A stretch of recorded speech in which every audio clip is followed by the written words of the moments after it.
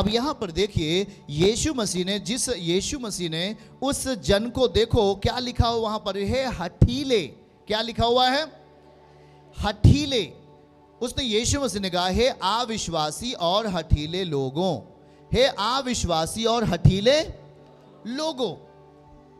याद रखो, हे अविश्वासी और हठीले लोगों। क्यों कहा अविश्वासी और हठीले लोगों? याद रखो, यीशु ने क्यों कहा अविश्वासी और हठीले लोगों? क्यों कहा अविश्वासी और हठीले लोगों? क्यों कहा? क्योंकि उसने उस दुष्ट आत्मा को बाहर नहीं कर सके, दुष्ट आत्मा को नहीं निकाल सके। दुष्ट आत्मा के ऊपर अविश्वास की दशा काम नहीं करती। दुष्टात्मा के ऊपर हठीलापन बल नहीं पाएगा।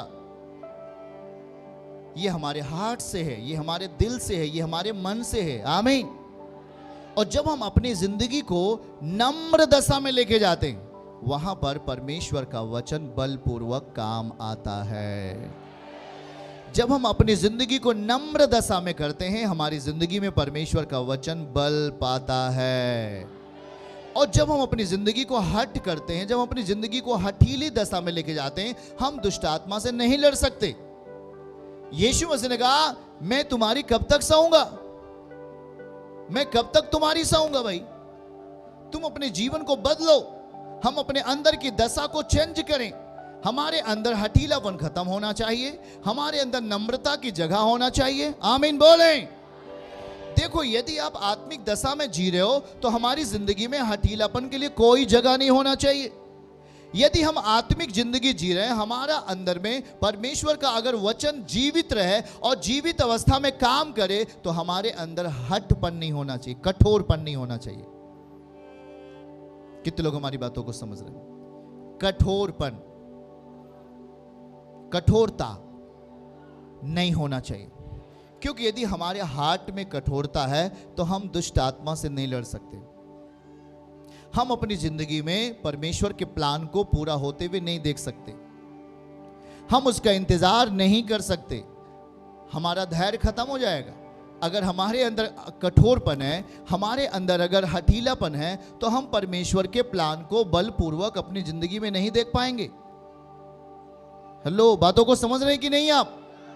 हमें इस बात को समझना होगा प्रियजन, कि परमेश्वर का वचन हमें फलवंत कब होगा, परमेश्वर का वचन हमें शक्तिशाली किस दिशा में बनेगा। विश्वास हम करते हैं, पर हम विश्वास की जो प्रक्रिया है हम उसे पूरा नहीं करते।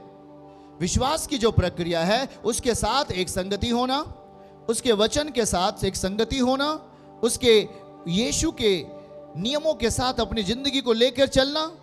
जब हम इस दशा में अपने आप को लेकर चलना शुरू करते हैं, हम विश्वास की प्रक्रिया को पूरी करते हैं। आमीन कहें। सही है कि नहीं? हम विश्वास की प्रक्रिया को पूरा करते हैं। आमीन बोलो। और जब हम इस विश्वास की प्रक्रिया को पूरा करते हैं, तब शैतान के बल टूटते हैं और आप जयवंत होते हैं। बगल वाले से बोलो, विश्वास की प्रक्रिया कठोरता से शुरू नहीं होती, नम्रता से शुरू होती है, दया से शुरू होती है, क्षमा से शुरू होती है। आमीन। कितने लोग बातों को समझ रहे हैं? कितने लोग समझ रहे हैं? हमारी जिंदगी में प्रभु कुछ भी अगर आप उसे करने का मौका दें तो वो बड़ा काम करेगा। आप अगर उसे करने का मौका दें, वो आपके लिए बड़ा काम करेगा। आप अपने परिवार में उसे काम करने का मौका दें, वो बड़ा काम करेगा। कभी भी अपनी जिंदगी में उस घबराहट को जगह मत दो, कभी भी अपनी जिंदगी में उस संदेह को जगह मत दो, क्योंकि आपकी जो विश्वास की दशा है वह एक प्रक्रिया से हो करके विश्वास योग्यता में बदलता है। आप जब अपनी जिंदगी में बलिदान को लेके आते हैं, आप अपनी जिंदगी में जब खुदावन के लिए सैक्रिफाइस करते हैं, उसके लिए बलिदान चढ़ाते हैं, उसके लिए अपने टाइम को देते हैं, इस विश्वास की प्रक्रिया को जब आप पूरी करते हो तो आप एक विश्वास योग्यता के दशा में परिपूर्ण होते हो। हाथ उठा के बोलो, विश्वास की दशा में परिपूर्ण होना। आमीन। हम विश्वास की दशा में क्या होते हैं?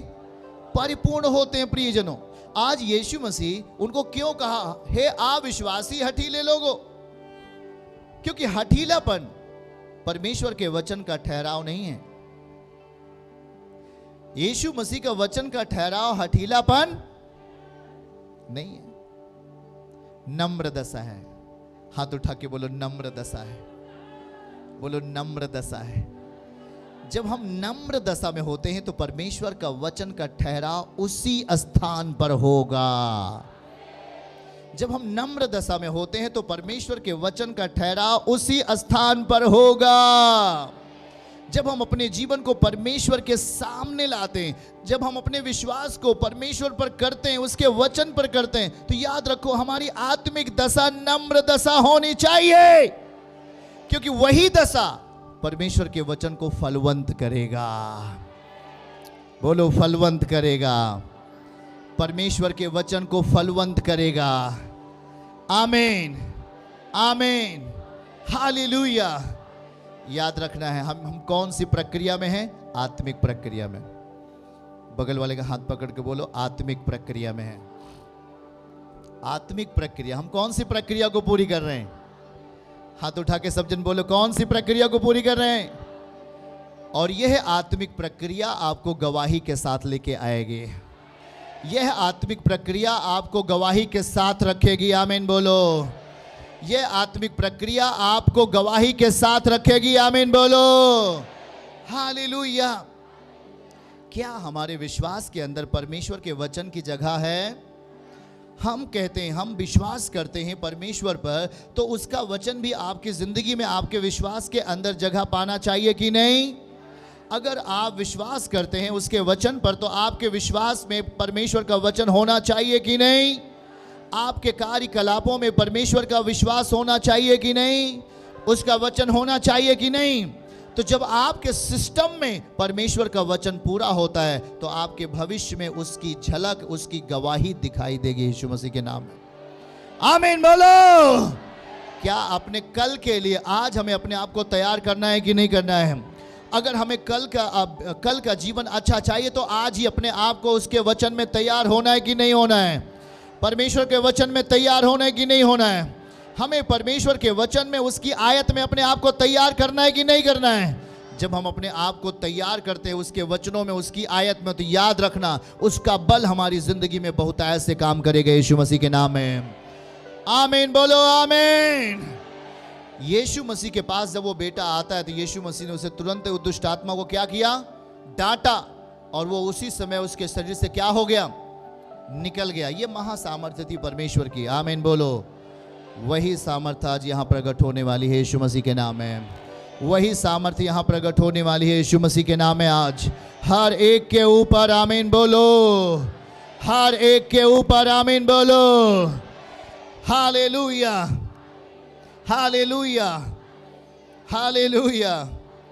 याद रखिए कि अविश्वास और हठीलापन या कठोरपन की जो दशा होती है, हम दुष्ट आत्माओं से और बीमारियों से नहीं लड़ सकते, क्योंकि जो हठीलापन है वो एक दुष्ट आत्मा का फल है। जो आपके अंदर कठोरपन है वो एक संसार का फल है। कठोरपन, अविश्वास की दशा वह संसार की दशा है, और इस दशा में हम बीमारियों से और दुष्ट आत्माओं से नहीं लड़ सकते। हमें उससे लड़ने के लिए, हमें उसे हराने के लिए आत्मिक दशा को अपनाना होगा। हाथ उठा के बोलो कौन सी दशा को अपनाना होगा?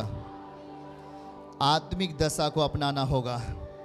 परमेश्वर के साथ नम्र स्वभाव में, हाथ उठा के बोलो परमेश्वर के साथ नम्र स्वभाव में परमेश्वर के वचन को शामिल करना होगा। शामिल करना होगा अपने नम्र स्वभाव में। किसको शामिल करना है? किसका स्वभाव शामिल करना है? उसके वचन का, यीशु के वचन का स्वभाव। जब आपके नम्र स्थान पे आ जाएगा, जब आपके विश्वास के स्थान पे आ जाएगा, तो आपकी जिंदगी में किया जाने वाला कार्य लज्जा को लेके नहीं आएगा, प्रतिफल को लेके आएगा यीशु मसीह के नाम में। चर्च की सभी प्रार्थनाओं को और परमेश्वर के दास के द्वारा टीचिंग सुनने के लिए और अपडेट्स को जानने के लिए हमारे इस चैनल को सब्सक्राइब करें और साथ में बेल आइकन को दबाएं, ताकि जब भी लाइव प्रार्थना हो तो सबसे पहले आप देख सकें।